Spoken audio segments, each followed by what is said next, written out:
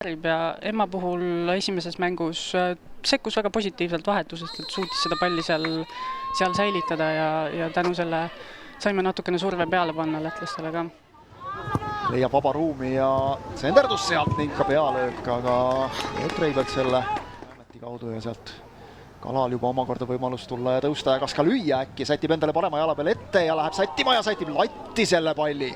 17. minutil olla leedulises peakohtuniku mure, mitte meie oma.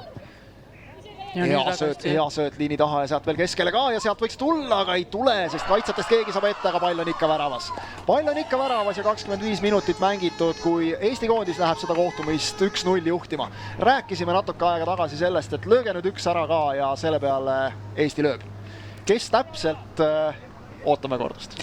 Mina ütlen, et jah, kui siin laenata lauset jällegi peatreenerit Ševaldajevalt, siis kui ta ütles, et tahaks, et naiskond saaks selle kätte, mis on teenitud, kui siit võib-olla saadakse veel midagi, aga ei, võtab jalgadega ära selle.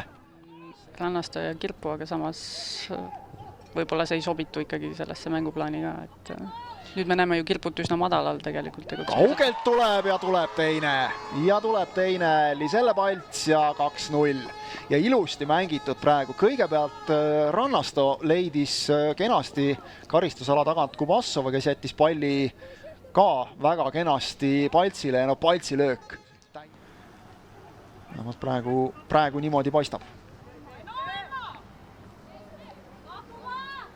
Aga see värava ette see pall jääb sinna ohtlikult põrkama korraks.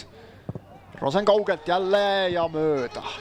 Siit korraks juba tundus, et ma vaatasin ka, et see keerib ilusti sisse, aga otsida siis vahepeal jäi silma.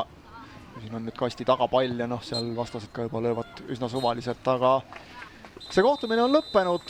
Eesti on võitnud ikkagi Balti turniiri 3. koha.